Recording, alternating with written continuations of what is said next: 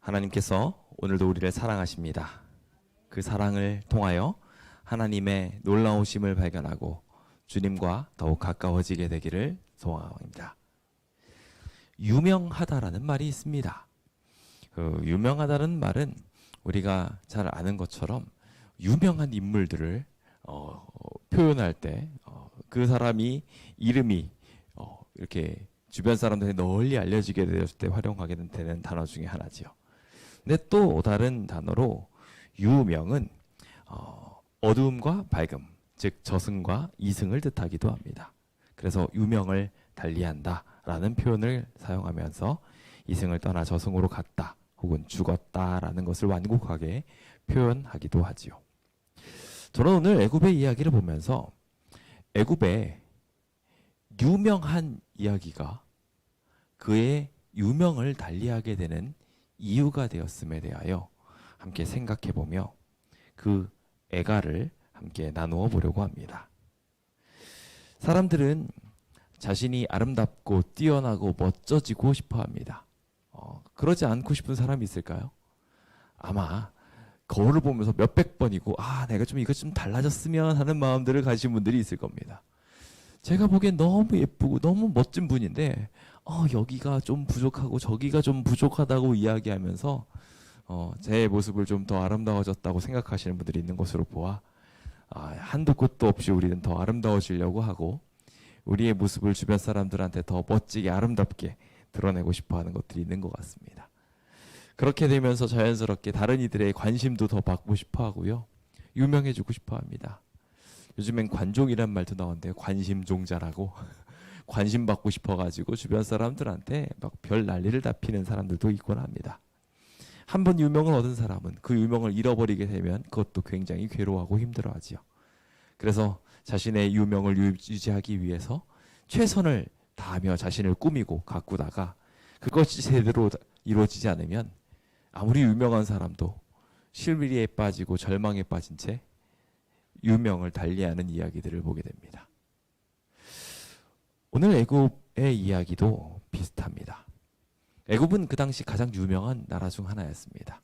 문명의 발상지 중 하나로서 가장 강대한 왕국 중 하나였죠.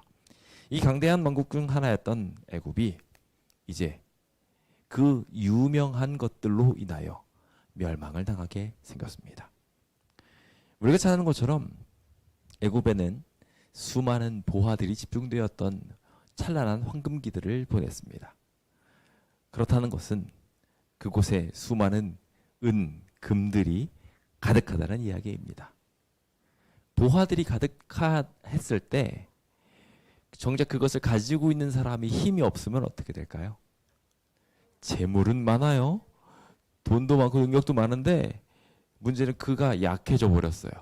그러면 오히려 그것은 아주 좋은 먹잇감이 될 뿐입니다.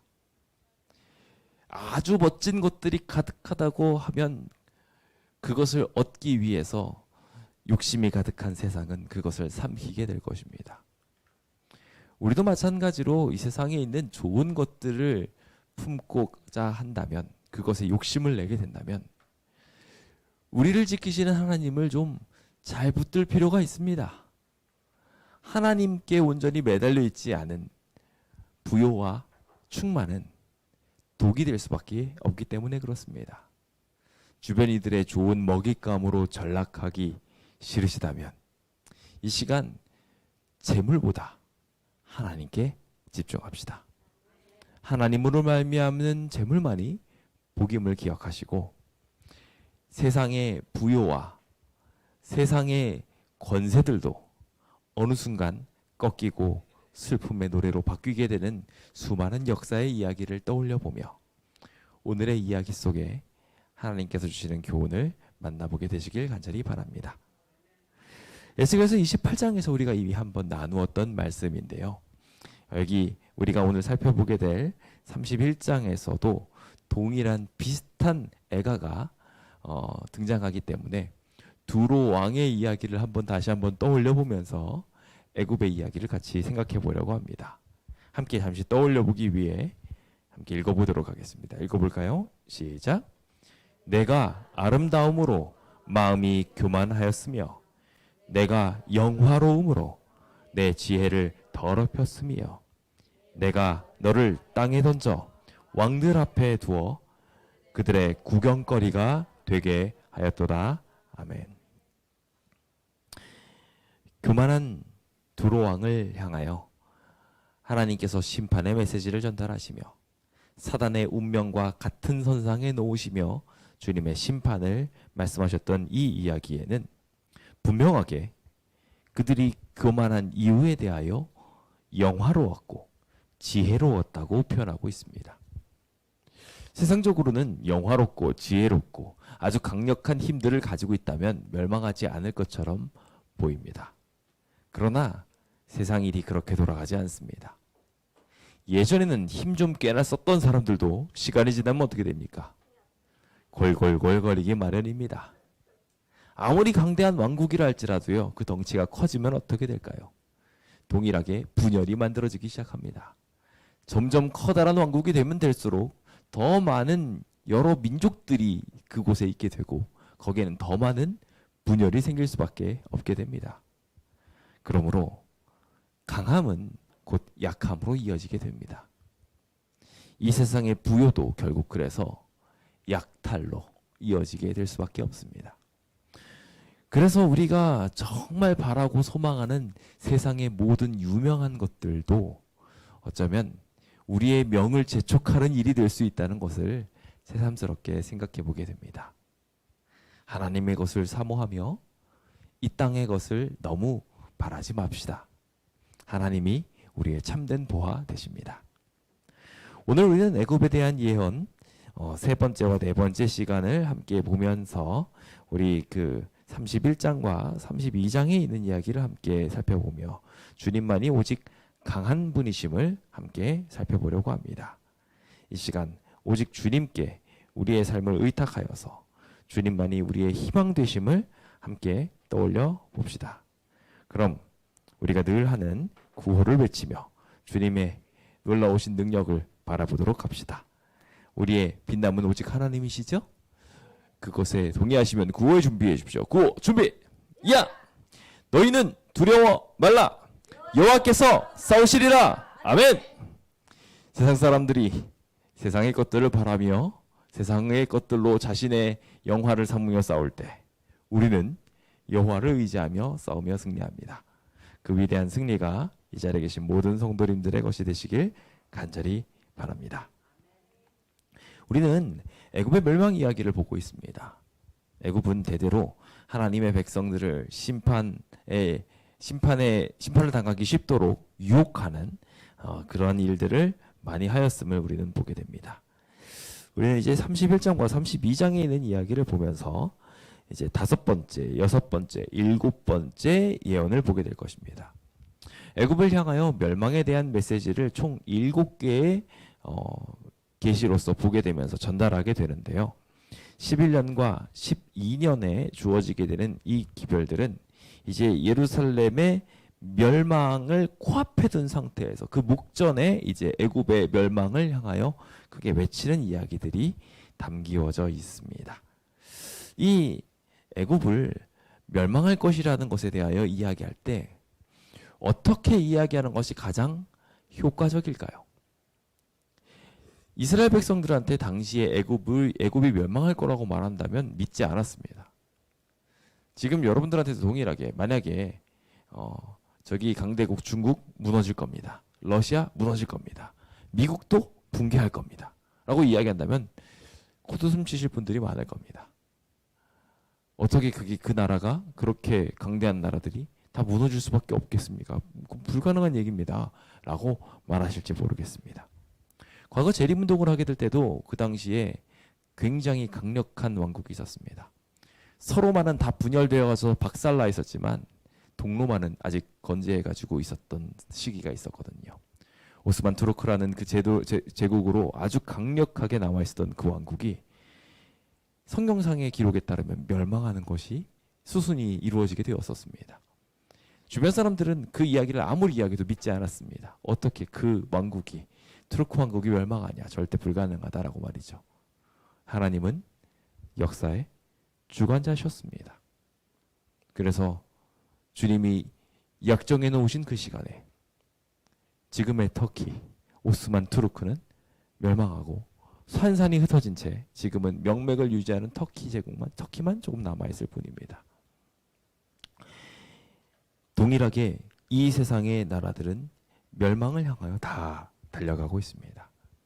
호화찬란하고 아름다운 이 빌딩들을 볼 때 정말 많은 사람들이 아름답다고 말할지 모르겠습니다만, 그래서 영원할 것처럼 보일지 모르겠지만 안타깝게도 이 세상도 멸망하게 될 것입니다.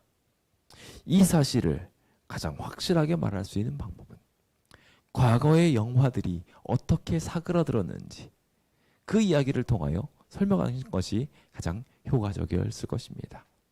애굽도 가장 아름다웠지만, 정말 멋졌지만, 그 멋졌던 나라가 결국 멸망하더라라는 이야기를 하기 위해 첫 번째로 선택하게 된 이야기는 바로 아수르의 멸망의 이야기를 통해서 애굽이 동일한 전철을 밟게 될 것에 대하여 예언하는 것이 가장 쉬웠습니다.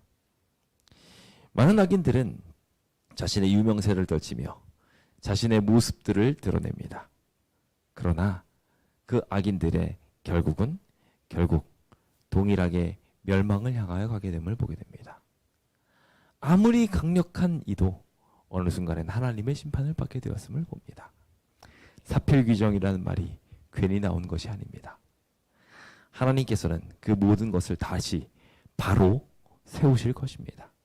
그 위대하신 하나님의 능력을 생각하며 과거에 있었던 수많은 강대국들이 그 유명세를 어떻게 꺾이게 되었었는지 함께 보며 애굽도 그 아름다움이 이렇게 동일하게 꺾이게 될 것임을, 이 세상의 모든 왕국도 동일하게 그렇게 꺾이게 될 것임을 다시 한번 생각하며 우리 하나님의 나라, 영원한 우리의 구원의 나라, 볼나라만이 영원할 것임을 함께 고백하게 되시길 예수님의 이름으로 축원드립니다.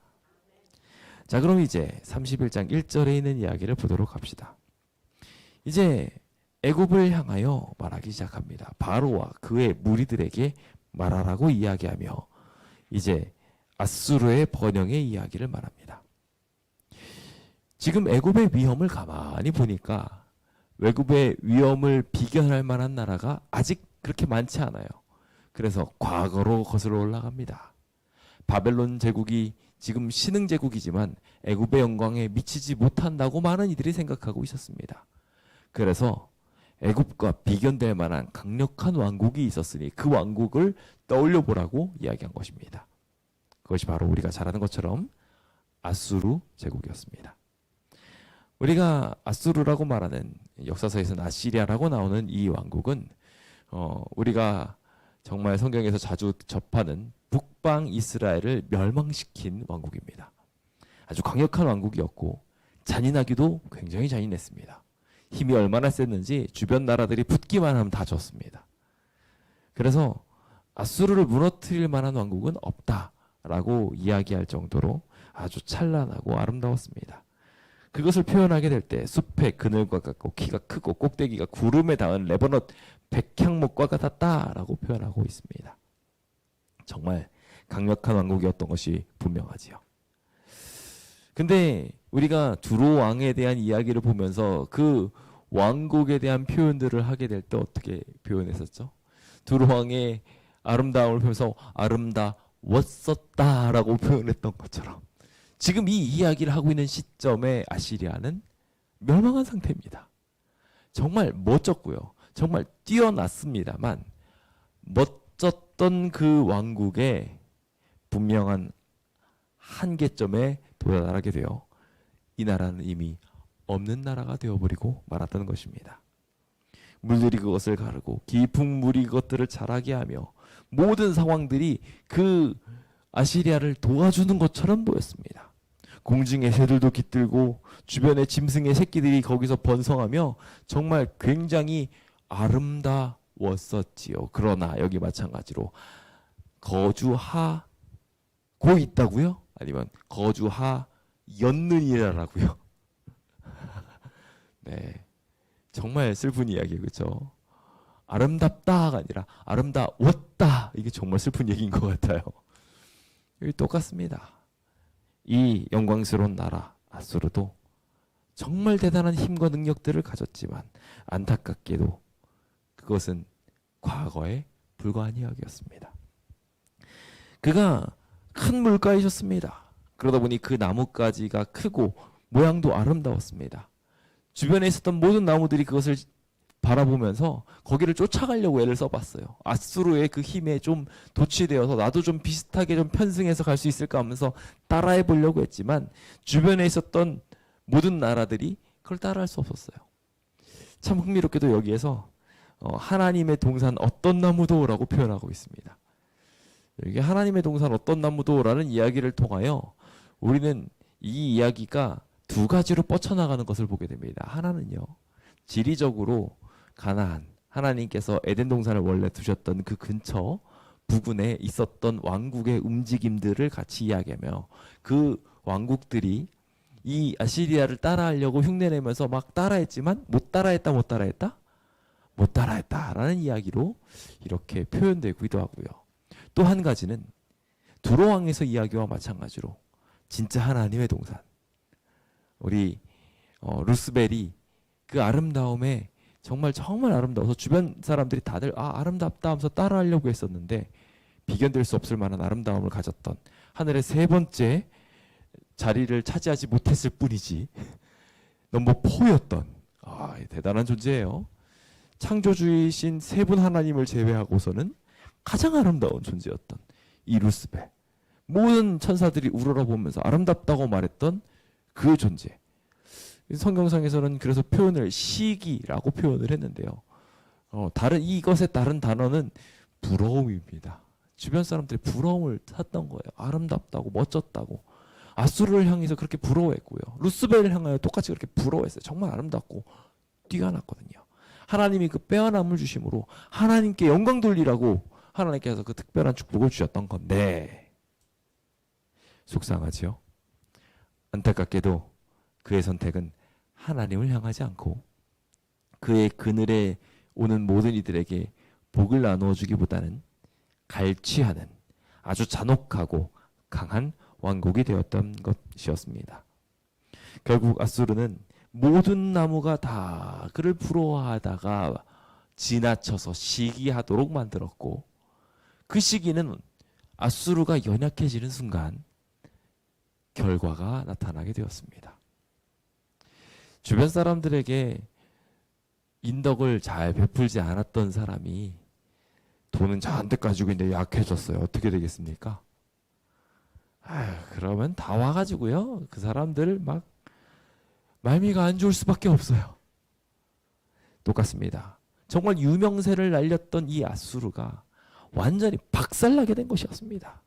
그가 교만해져가지고 하늘까지 닿겠다고 막 높아졌을 때 하나님께서는 그 나라를 팍 치셨습니다. 심지어 이 나라에는 커다란 죄악이 있었으니 하나님의 나라 북방 이스라엘 말은 그렇게도 안 들었지만 하나님의 백성이었던 그들을 완전히 진멸하고 산산이 흩어버리는 일을 하였습니다. 하나님께서는 이 나라를 향하여 심판하여서 여러 나라의 능한 자들의 손에 넘겨줄 것이다 라고 표현하는 것을 보게 됩니다. 아수르는 이와 같이 완전한 멸망을 당하게 되며 그 교만한 가지가 꺾이게 되었습니다. 이 이야기를 애굽한테 들려주었습니다. 애굽은 그 이야기를 들으면서 나 절대로 멸망하지 않아 라고 자신만만해 했었는데 곰곰이 생각해 보니까 그 거대했던 왕국 아수르도 하나님이 넘기시니까 바벨론에 의해서 멸망하는 것을 보게 되었거든요. 그 바벨론 왕국이 지금 이제 이스라엘을 치겠다고 내려오는데 이스라엘이 좀 도와달라고 해가지고 애굽한테 지원 요청을 했는데 애굽이 어떻게 돼요? 박살이 난 거예요. 이거 보니까 보통 일이 아닌 것 같거든요. 아직 애굽의 콧대는 잔뜩 높아져 있고 우리나라가 절대 멸망하지 않을 거야 라고 생각하고 있었지만 그 주변에 있는 상황들을 볼 때 곧 머지않아 자신에게도 심판이 다가올 수 있다는 것을 느끼게 되었을 것입니다. 오늘 이 세상의 모습도 그렇게 흘러가고 있습니다. 주님이 오실 날이 정말 멀지 않았습니다. 요즘 세상에서 들려오는 소식들을 보면 이런 땅에서 어떻게 살아갈 수 있을까 싶을 이야기가 참 많죠. 묻지마 칼을 들고 다니면서 사람들을 그렇게 죽이는 일들이 일어나는 세상에서 우리가 어떻게 마음 편하게 살 수 있겠냐라는 생각도 하게 됩니다.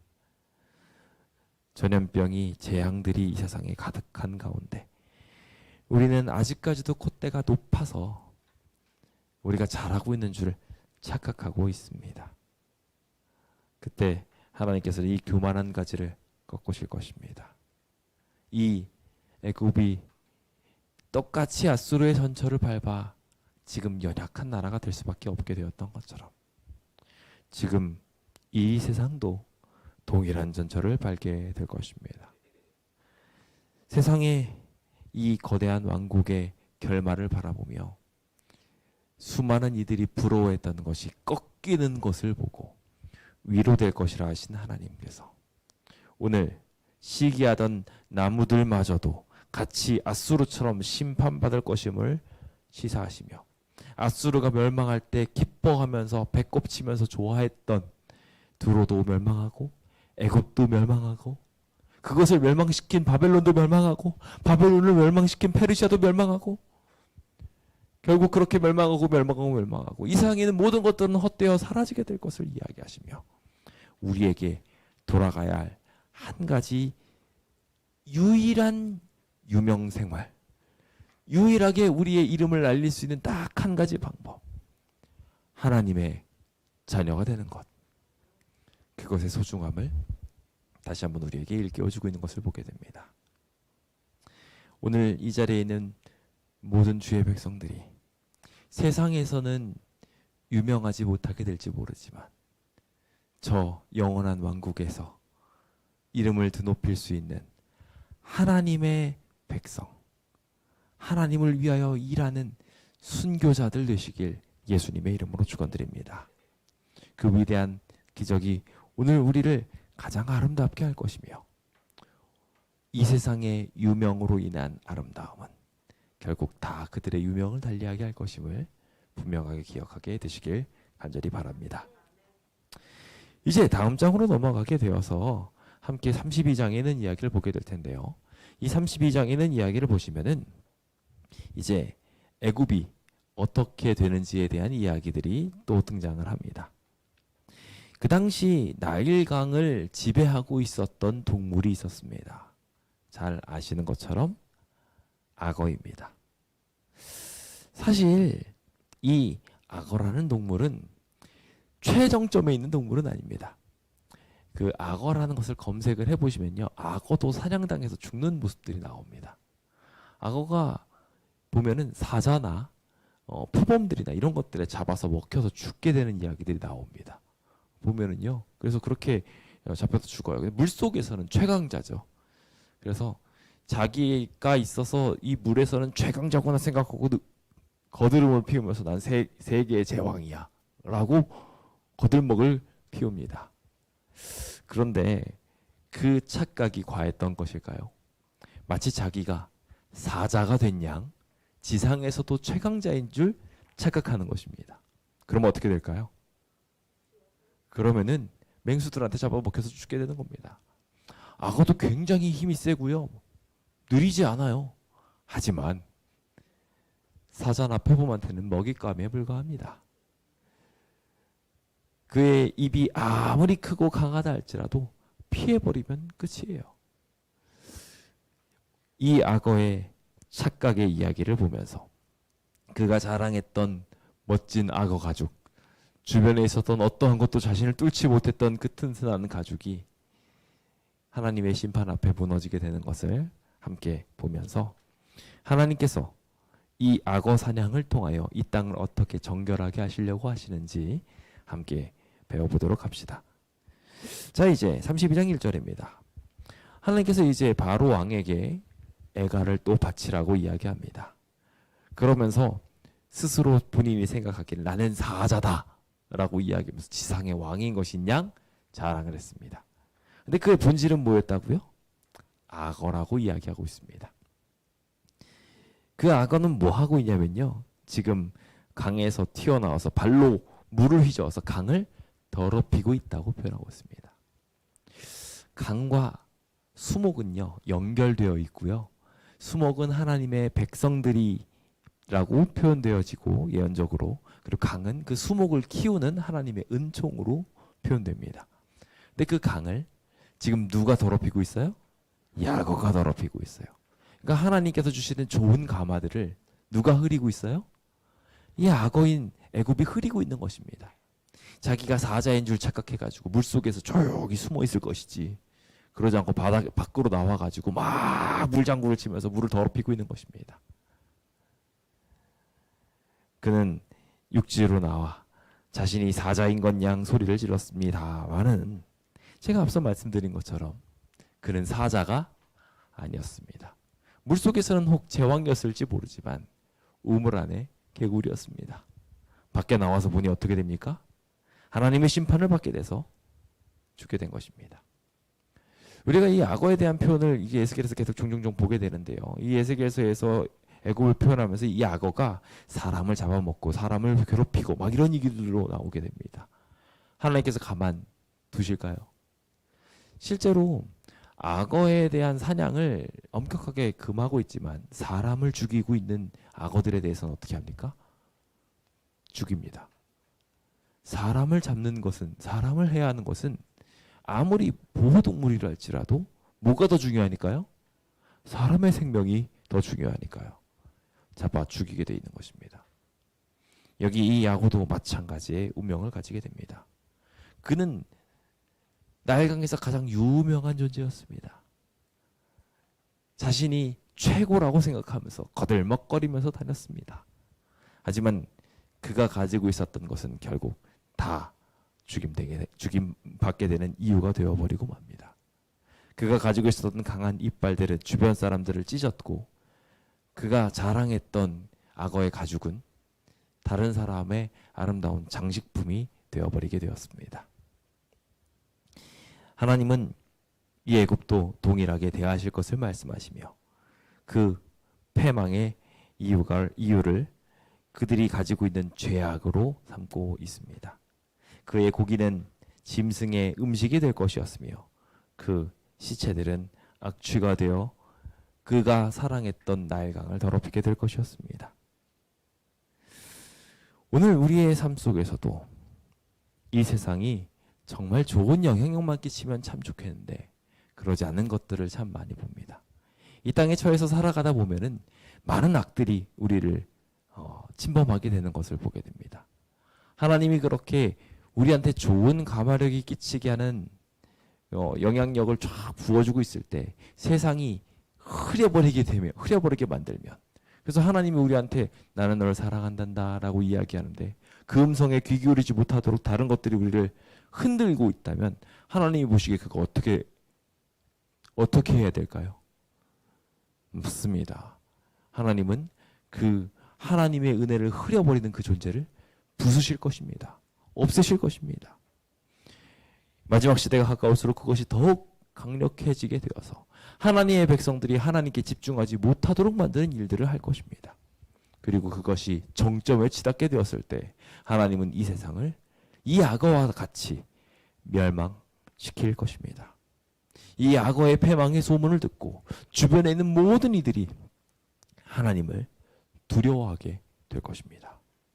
하나님은 이 일들을 통하여 악어를 없애시고 그 악어의 시체를 사라지게 하시고 결국 다시 물을 맑게 하여서 하나님의 은혜의 강이 흐르도록, 그 강이 기름과 같이 흐르도록 만드실 거라고 이야기하고 계십니다.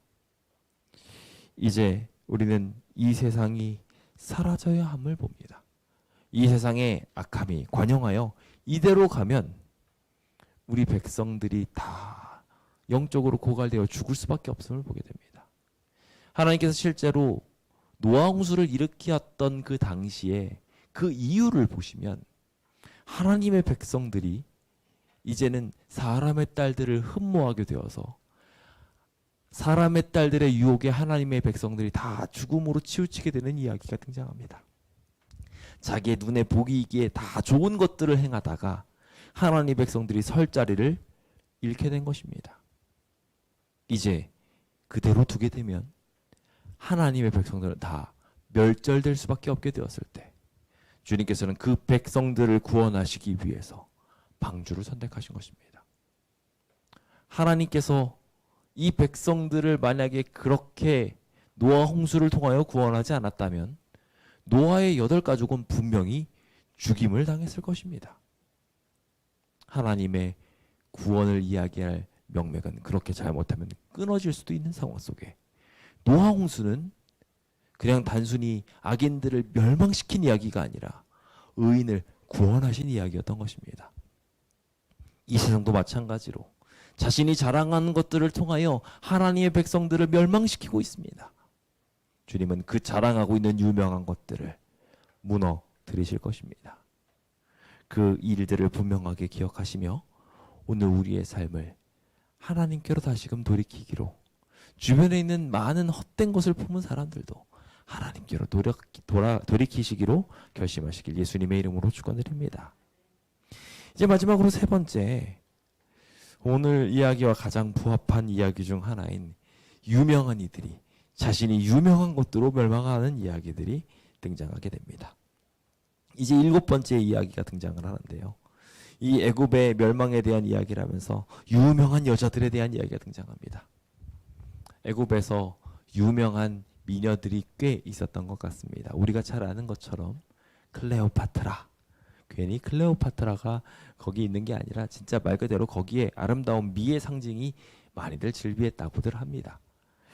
근데 그 유명한 여자들, 유명한 나라들의 종국도 결국 그 아름다움으로 인하여 멸망을 향하여 달려가게 됩니다. 아름다운 여자들을 탐하는 다른 외세들이 결국 이 나라를 침범하여 멸망시킬 수 있기 때문이지요. 애굽은 결국 그렇게 모든 이들에 의하여 멸망을 향하여 가게 될 것을 이야기하며 세상을 두렵게 하던 악들의 전철을 애굽도 동일하게 밟게 될 것에 대하여 분명하게 주님께서는 말씀하십니다. 그러면서 계속해서 하나님께서 이 나라의 특징을 이야기하게 되는데요. 할례받지 못한 이 나라를 내가 심판하겠다라고 표현합니다. 사실 할례는 하나님의 백성과 하나님의 백성이 아닌 백성들을 구별하는 굉장히 중요한 키워드였습니다. 그런데 흥미롭게도 이스라엘 백성 중에 상당수가 애굽과 피가 섞였다는 거 알고 계십니까?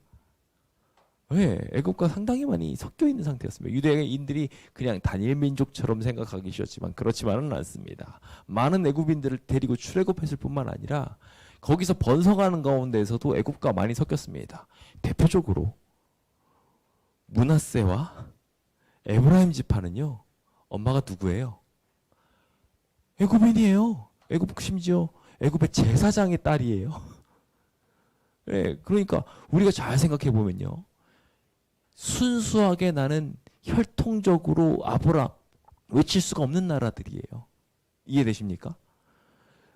그런데 이 애국과 섞여 있었던 이 백성들이 특별났던 건 하나님의 뜻에 의하여 굴복하여 할례를 받았기 때문이었습니다. 동일합니다. 애국에게도 기회가 없지 않았습니다. 그러나 그들은 자신의 신들을 더 사랑했고 이스라엘이 그곳에서 있으면서 주었던 수많은 하나님의 감화들을 다 버리기로 결심하였습니다. 그리고 대신 음행을 하기로 결정하였죠. 대신 하나님 대신 자신을 유명하게 만든 칼, 문화들에 의지하게 되었습니다. 어떻게 되었을까요? 자신의 힘을 의지하지 않는다라는 상징 중에 하나가 바로 할례입니다. 내가 내 능력으로 아들을 낳겠어를 포기하는 것이 할례였습니다. 그래서 낳게 된 것이 이삭입니다. 자신의 생식기를 도려내는 것을 통하여 내가 하나님이 아니면 내 자손을 번성시켜 나갈 수 없습니다라고 고백하게 되는 것이 할례였어요. 자신의 능력을 부인하는 이야기였죠. 그런데 이 애굽은 하나님을 의지하고 이렇게 모든 것을 포기했던 이스라엘과는 다르게 자기의 힘, 자기의 능력, 자기의 아름다움을 의지했습니다. 어떻게 됐겠습니까? 칼을 의지하던 용사들은 예수님께서 말씀하신 것처럼 칼로 흥한 자는 칼로 망하리라. 맞습니다. 그들은 전쟁으로 강했지만 전쟁으로 패해서 멸망을 당하게 됩니다. 권력이 있었습니다. 수많은 방백들이 자신의 권력들을 가지고 있었습니다만 더 큰 권세에 잡아먹히고 말게 됩니다. 하나님은 결국 이 모든 백성들을 자신이 의지했던 것들을 통하여 멸망하게 하셨습니다. 자신이 아름다웠을 때, 자신이 힘이 셌을 때, 자신의 명예가 더 높았을 때 하나님께서는 도리어 그것을 통하여 그들을 심판하셨고 결국 그들은 자신이 자랑하던 것으로 멸망을 당하게 되었던 것입니다. 우리는 하나님을 의지해야 합니다. 오직 하나님만이 우리의 구원이 되시는 것이기 때문입니다. 애굽의 많은 이들이 멸망을 향하여 그렇게 나아가게 되었습니다. 우리는 어떠한 선택을 해야 하겠습니까? 악인의 전철을 밟지 않기로 결심합시다.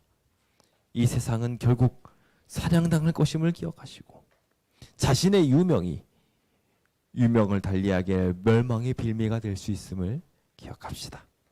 세상의 유명을 따라가지 마시고 하나님의 명령을 쫓아가며 하나님의 이름을 드높이는 그런 거룩한 주의 백성이 됩시다. 그런다면 주님께서 오늘 우리의 삶을 가장 아름답게 만들어 주시지 않겠습니까? 최후의 심판날 세상 만민의 의로우신 재판장께서는 열방을 까부르실 것이다라고 기록하고 있습니다. 그때 우리가 함께 진리를 고수하며 하나님의 도성에 들어가기로 결심하게 된다면 하늘의 개선문은 구속받은 자들의 승리의 노래로 울리게 될 것이라고 기록하고 있습니다. 이제 우리의 소망을 저 하늘에 두시며 하나님께서 주실 그날에 우리 함께 하나님의 이름으로 담대하게 설 수 있게 되시길 예수님의 이름으로 축원드리며 오늘 모든 말씀을 마치도록 하겠습니다. 감사합니다.